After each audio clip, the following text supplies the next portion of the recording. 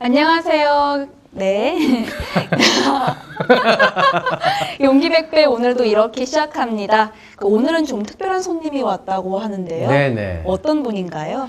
오늘 오신 분은 외국인인데 네. 미국 분이신데 한국으로 탈북한 분들에게 무료로 영어 교육을 해주시는 분이세요. 돈도 안 받고. 오, 되게 좋은 일 하시네요.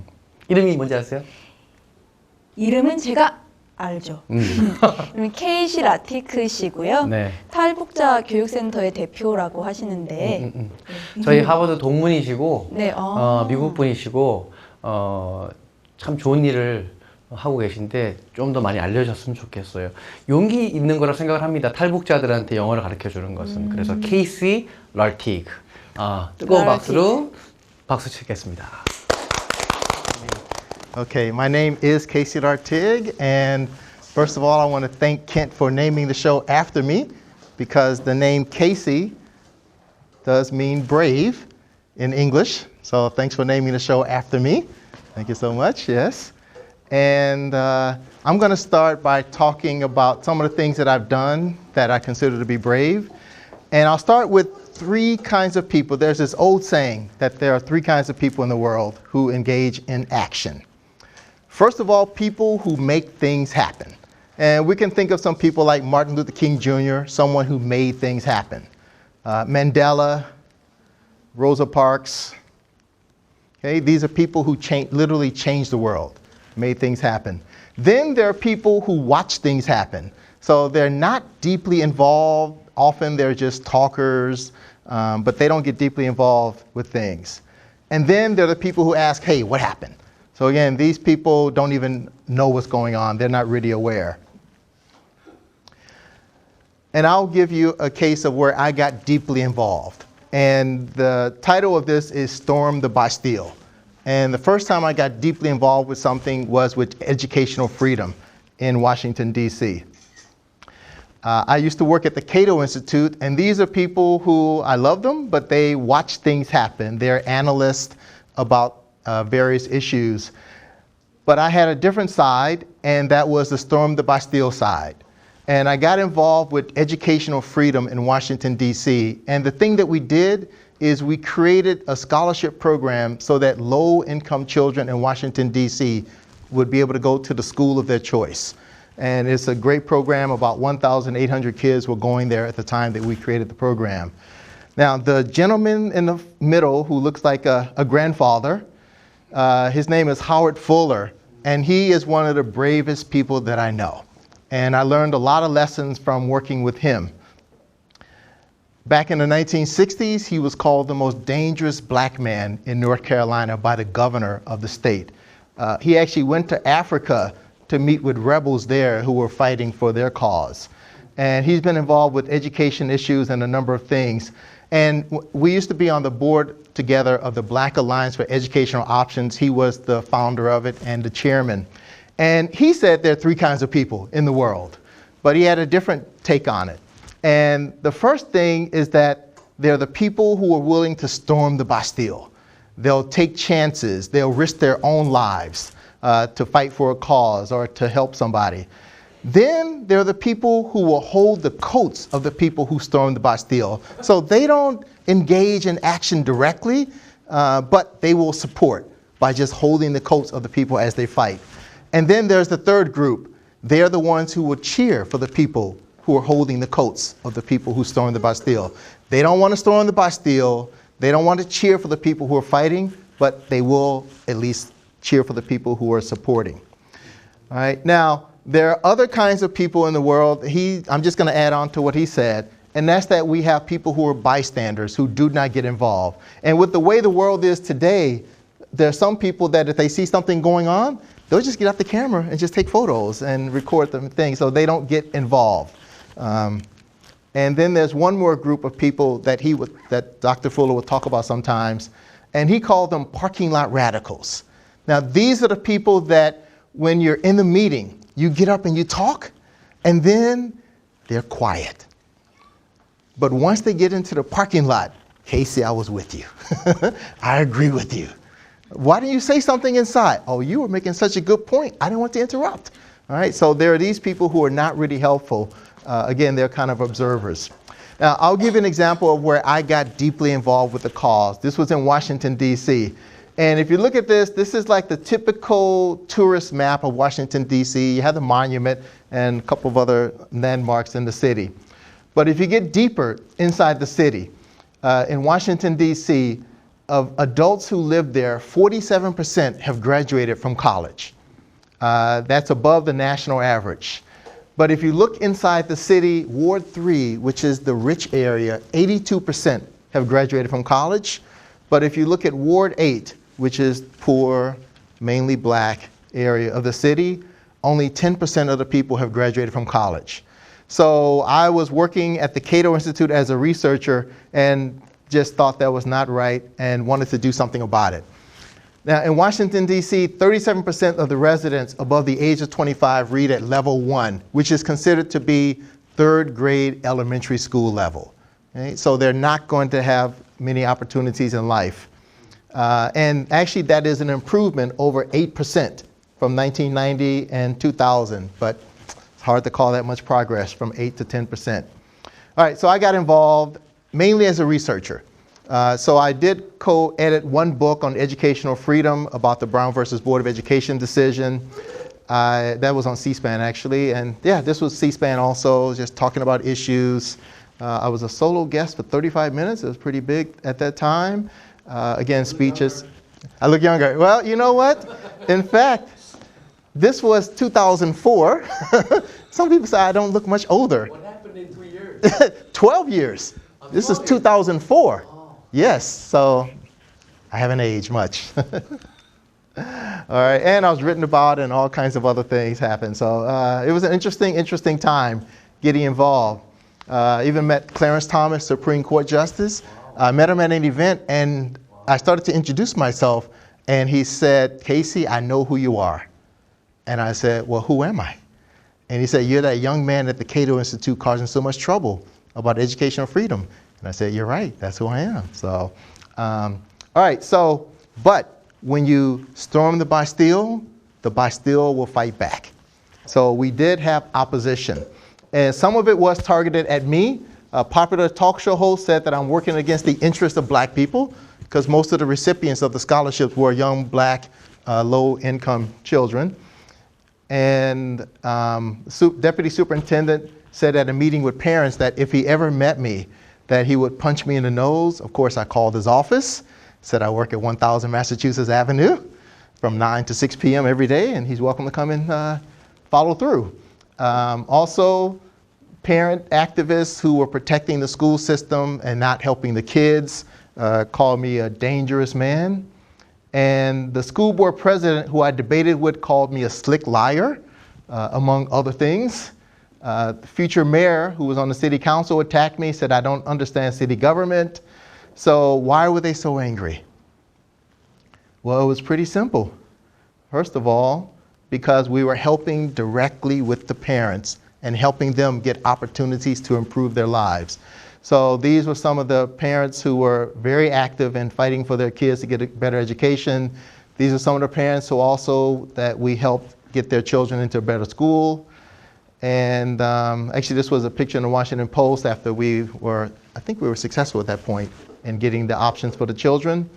And most of them were low-income mothers, but there were a couple of low-income fathers, and they also just appreciated the things that we had done. They always called me TV man, because I would be volunteering at the meetings with them, but then they'd see me on TV.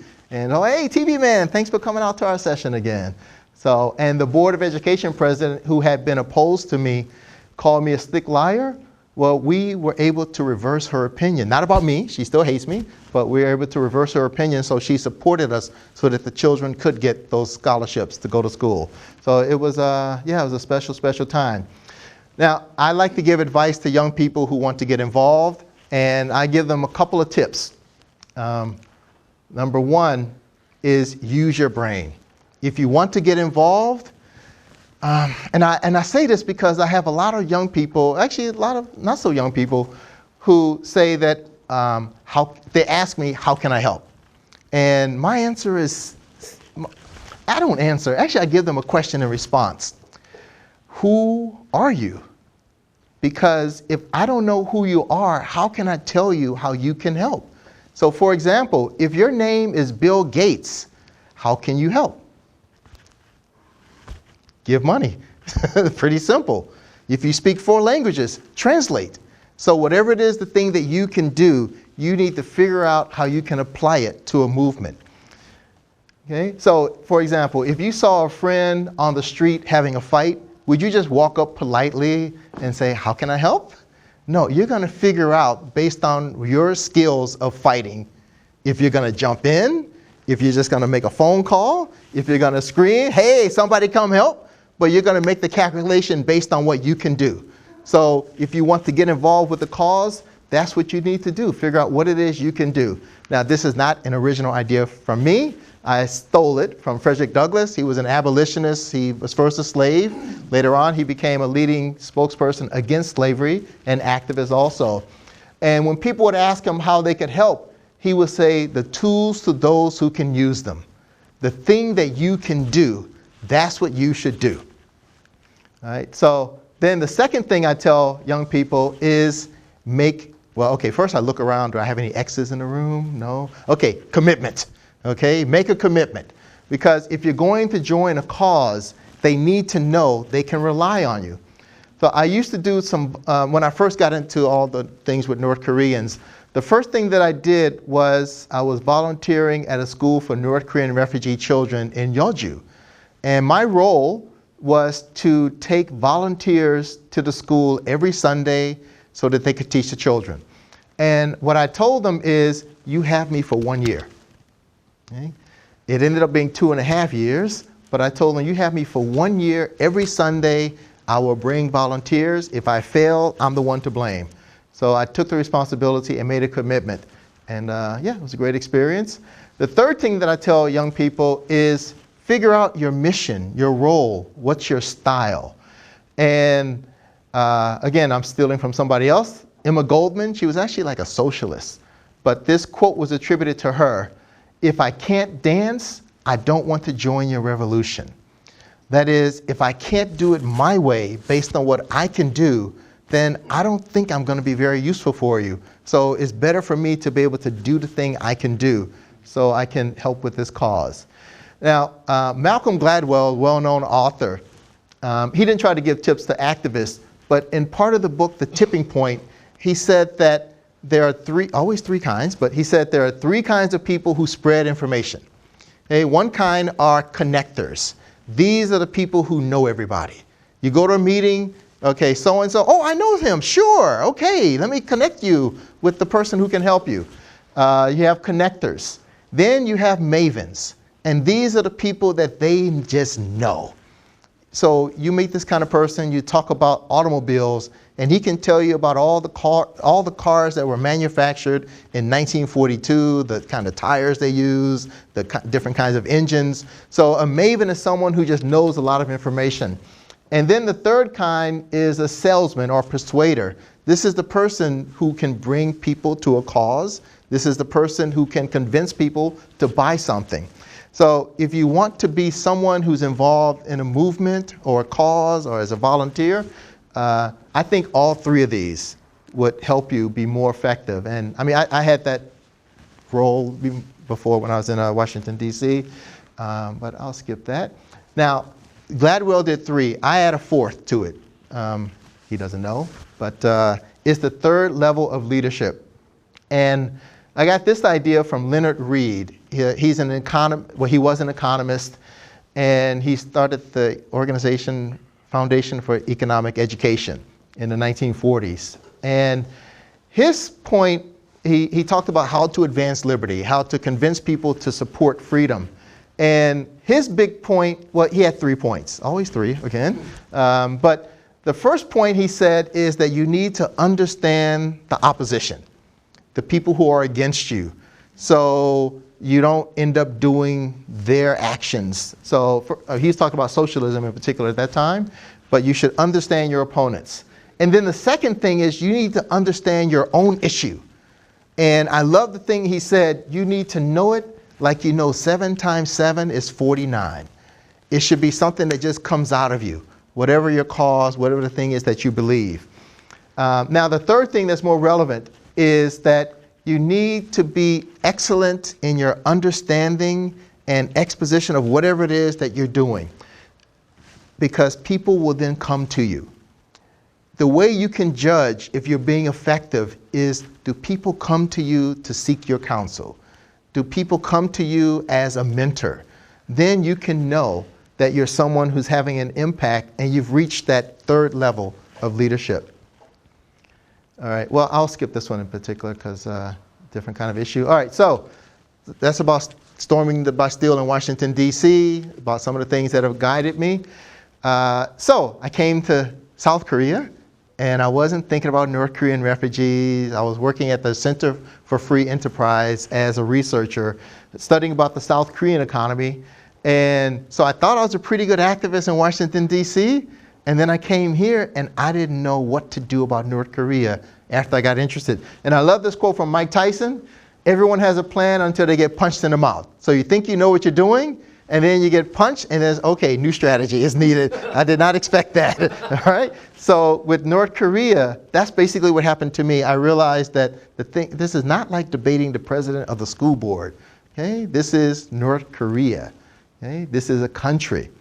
All right, so as I said earlier, the three different kinds: storm the Bastille, the people who hold the coats, and the people who cheer coat holders. I think right now I'm here, okay? I'm still a coat holder. I'm not quite one of the people who storms the Bastille, but I've done some things. All right, so someone else who guides me, Martin Luther King Jr. People know him again as this nice, gentle guy who gave this great speech. People forget about other things he did. And I think in particular, people forget about this Martin Luther King Jr., okay, arrested. People forget that for 13 years before he was assassinated, this guy was a hellraiser. This guy was storming the Bastille whenever he could, which is why he was threatened very often. He was arrested in Alabama, and he wrote a letter called Letter from a Birmingham Jail. And he wrote it in response to some of his critics. And he outlined his strategy. So he wasn't just going around just trying to fight. I mean, he had a strategy of the way he did things. The first thing he said is you have to collect information. Whatever your issue is, you need to know it. So in this case about North Korea, I started collecting information following his process. And a friend of mine said to me that North Korea is the worst country in the world. And of course I asked, well, why? Why is it the worst country in the world? And I've now learned some of the reasons that it's the worst country in the world. They have a 3-seed punishment strategy in which they punish 3 generations of a family for the actions of one person. They have Songbun, which is the system where they classify people into categories. Either you're close to the regime, maybe somewhat on the outside, and despised. If you're at the bottom, you have no chance. And a lot of those people try to escape because there's no chance that they'll have a good life. Brainwashing, torture, public executions, hunting people even after they escape. So these are some of the reasons people say North Korea is the worst. Now I do try to point out that the problem is not like Kim Jong-un's haircut, his weight, that his father enjoyed watching Western movies and it might have seemed strange, the cult of personality. So these things are interesting mainly for the media, just kind of titillating things, but they're not the main problem of what's wrong with North Korea. They block their own people from engaging in exchange with the world, they don't let them leave, and they block them from getting information from the outside. The best explanation I've come across about why North Korea is maybe not the worst, but definitely one of the worst countries is what Christopher Hitchens said, and that is that a system that you can't leave, but you can't live. They won't let you live a good life, but also they won't let you leave the country to find something better for yourself. Because if you try to leave North Korea, some bad things can happen to you. And I'll show a couple of graphic photos, so if anybody's like eating now, you might want to just finish eating or pause the video or whatever. But when people do manage to escape North Korea, within China there are agents who are trying to arrest them. There are North Korean security people also active in China, trying to catch North Koreans and send them back where again, the 3 generations can be punished. There are some who, despite the risk, have escaped. In this case, I believe she escaped 9 times before she made it to freedom. And she was tortured when she was in North Korea, when she did get returned. They will abuse women who they suspect of having relationships or of getting married to Chinese men. And this woman in particular, I mean, she got caught and then she got beaten. You can see the guy kicking her right there. She's just trying to hide. And again, just because she escaped, and I believe it's because they suspect that she had a Chinese husband. There are late-term abortions, again, when they suspect that the father is Chinese, and they do it in cruel ways. And this is according to testimonies of refugees about this. So when and also there are public executions, again, for minor crimes. And one of those crimes is trying to escape North Korea, especially if they suspect you tried to escape to South Korea. Then you're considered to be an enemy of the state. Okay, so collect information. Why is it a bad country? Okay, I think that's a pretty good case. Then the second part of the process by Martin Luther King Jr. was negotiation. And this is where you talk to the people who are in charge to try to get change. And so I like this because people ask me sometimes, if you met Kim Jong-un, what would you say to him? You know, any answers? What would you say to him if you had a chance? Any ideas? I don't play basketball. Okay, so basketball is out. So, well, my response is nothing. Actually, I would have nothing to say to him. And I make the argument like this. If I met the CEO of KFC and I told him, could you please stop killing chickens? What do you think he will say to me? Out of my office. Okay? That's his business. He'll fry you. Maybe. I mean, that's his business. His business is killing chickens. So why would he stop killing chickens just because of my opinion? Or if I ever met like the head of the mafia and I said, stop engaging in crime, probably what he would do is say, can you get out of my office now? Okay, you've got 3 seconds. 3, 2, get out. Okay, so same thing with North Korea. You say to North Korea, stop killing North Koreans. Well, they've been doing it for 3 generations. And that's their business, is extracting wealth from the North Koreans who were born in their country. So anyway, he said negotiation is not really possible to negotiate with North Korea. Then the third step is self-purification. And this is where you consider, what is it that I'm willing to do? Okay? Am I willing to go to jail? Or as King said, am I willing to be beaten in order to highlight this cause? What is it that you're willing to do? And when I talk to young people, actually one of the first things I do is I give them this paper by a researcher. Again, he's in the watching things happen. He's not actually an activist. But Victor Cha is his name. He published a paper with the Bush Center in Texas. And he outlined a whole bunch of things people can do. People keep asking, what can I do about North Korea? So I will say read Victor Cha's paper, okay? Because he has about a 15-page paper with a lot of different options, and you can find something to do. And then you need to think about how deep am I willing to get involved in this in order to make a change. And then okay, so about that, there are many things that you can do, and sometimes people argue, no, you shouldn't do this, you shouldn't do that, you do it your own way, okay, and other people can do it their way. And then the last thing the King said is direct action. So this is after you've done the research and you've done the negotiation and you've thought about what it is you're willing to do. The last step is action. And these are the people who stormed the Bastille. Okay? I call them stormers. There are people who launch balloons to North Korea, and again, I've joined them. This is one of the infamous ones, Park Sang-hak. And so I joined him last April to send the air balloons, but it's not the first time, but there I am holding my own coat. All right, so, but I'm not the guy who's like at the front line, but I will join them to like support their action. I've helped send USB drives to North Korea, and these are some of the people who they are on the front lines about storming the Bastille, sending the air balloons to North Korea. There's shortwave radio into North Korea, And actually, I've been profiled a couple of times. And so I had lunch with him one day, along with 3 of his bodyguards, because he's under threat from the North Korean regime. And Unification Media Group, they also broadcast into North Korea, and I've been profiled and highlighted there, for better or for worse.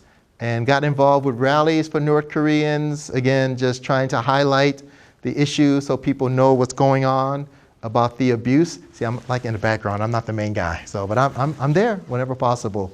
And also spoken at some of these events. And right now I'm involved in a case, there was an airplane that was hijacked, South Korean airplane hijacked in 1969 to North Korea. And the family has been waiting 47 years because their father was one of the people hijacked on that airplane.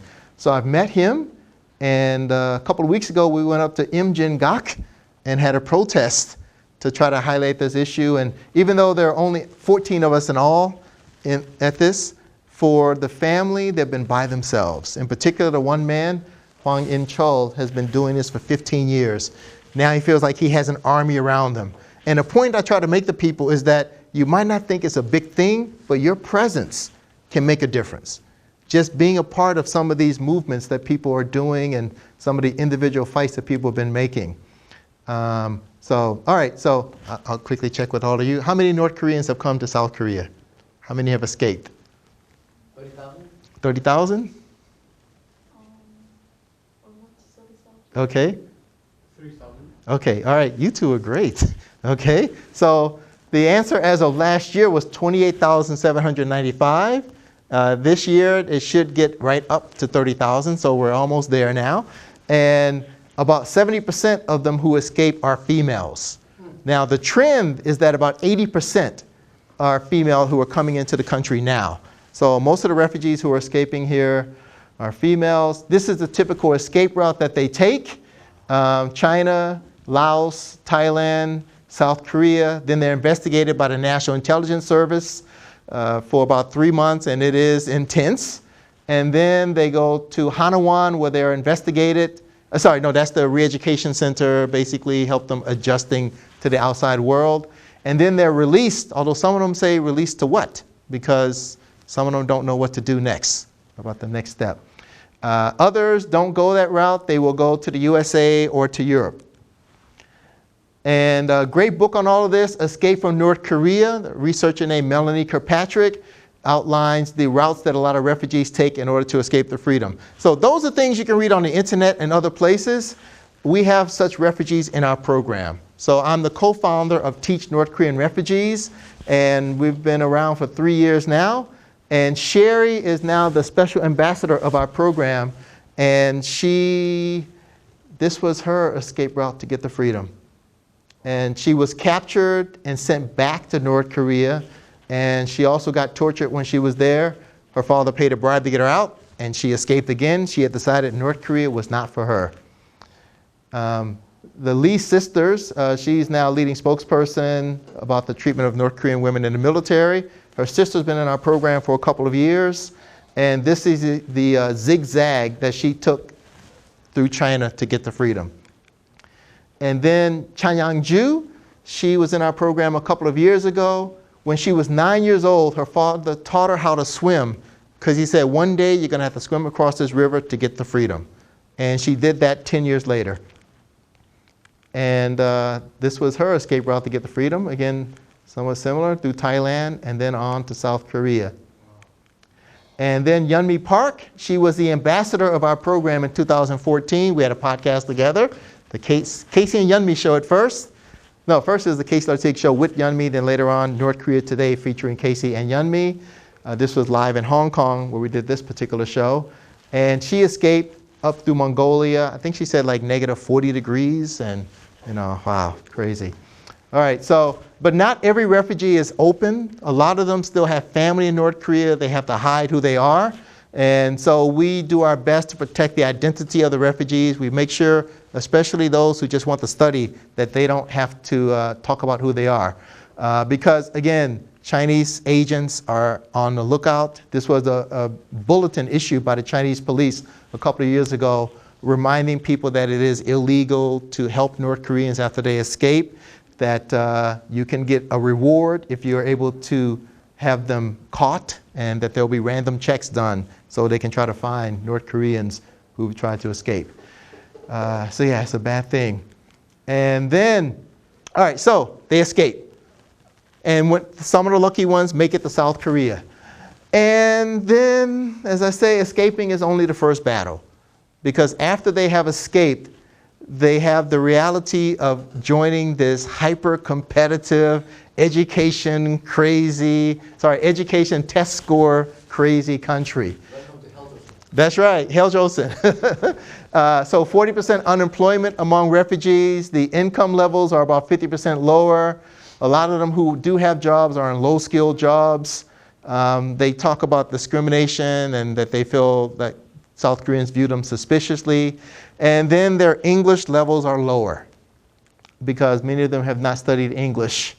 All right, so when I had a talk show, I used to always ask a question. Okay, after all the talking, what are you going to do about it? Okay, so in our case, again, we're not saving the world, but we're doing our best to make a difference. Again, some people stop at the analysis, so input, information, analysis, but I think you got to go on to decision and then output, or as Martin Luther King Jr. would say, direct action. All right, so we have a program. It's called Teach North Korean Refugees, and I am the co-founder of it. And we have two main things that we do. First thing is we help the refugees with like basic English. The second thing that we do is that we help them tell their stories. And we are the co-founders. Eun-gu Lee, who was a South Korean, she's a South Korean, and she's been a researcher on North Korean refugee issues. So we started this in March 2013. So far, we've had 248 refugees come through the program, 428 volunteer tutors and mentors, 21 South Koreans, and 70 are on the waiting list. And this is a volunteer thing. I mean, people don't get paid. We just do it because we think it's the right thing to do. So we started in March of 2013. These are refugees who have been teachers in North Korea. They escaped to South Korea, but they were having some trouble adjusting, and English was one of the barriers. So we connected them with tutors, and it's kind of like the mafia. Once you get in, you can't get out. So, I mean, we're in because we have so many refugees who want to study through our program. So we have one of these sessions at least once a month. And yeah, it's always lovely as the refugees. You know, we've had one refugee, he was just studying with 11 different tutors at least twice a month. Another one had 18 that she studied with in 2014. So main thing we do is that we connect them. They have one-to-one classes with the tutors, and they can choose as many as they want. Again, all volunteer. And and we have a couple of success stories. Two of the students from our program are now students at Columbia University. So this is great. There are 4 refugees. I've heard there are 4 refugees studying at Columbia University. 2 of them came to our program. Yeah, so it's a great one. And we have many of these things, but some of them don't want to be identified publicly. So we don't talk about it. I mean, some of them have really some incredible things. Yeah, so we don't tell their stories. If they are in track 1, we keep their stories secret. They don't have to identify themselves. They don't have to tell their stories. And then the last part of our program, the second part, is telling my own story. So this is for the refugees who do want to speak out, the ones that want to storm the Bastille, the ones that want to fight against the regime, or if they just want to engage in public speaking, we allow that. We welcome that. So 2 of them have published books. Eran Lee, she was the 2010 International Woman of Courage Award from the U.S. State Department. She's studying in our program now. Ji-hyun Park, lovely lady in the UK. She's been in our program. She's still like a great friend of ours, helps us with things. And others, aspiring actor, TV personality, special ambassadors, another student who had a great story also. We speak at different events in Seoul, but also around the world. TEDx talk, she's spoken, I don't know, Geneva and all kinds of places. Harvard University, we've had a couple of events. And it's a special thing. Oh yeah, the podcast, of course, also. And then just the last thing is that we do have refugees who are telling their stories in English.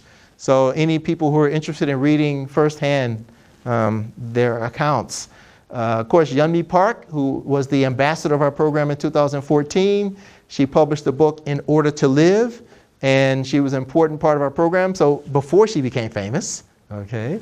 And then in her book, she mentioned me twice, although I said, why only twice?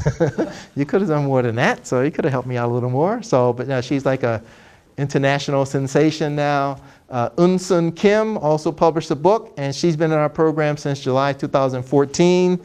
And she was the winner of our 3rd English speech contest for refugees. And Hyun-So Lee was never in our program, but she was the first refugee to give a talk on TED. And I was part of the team to help her get onto TED. But again, she was never in our program. Her English was already great before I met her. But I joined with her team and was the co-chair of the committee to get her onto TED. This young man has a book coming out in September of this year, Every Falling Star.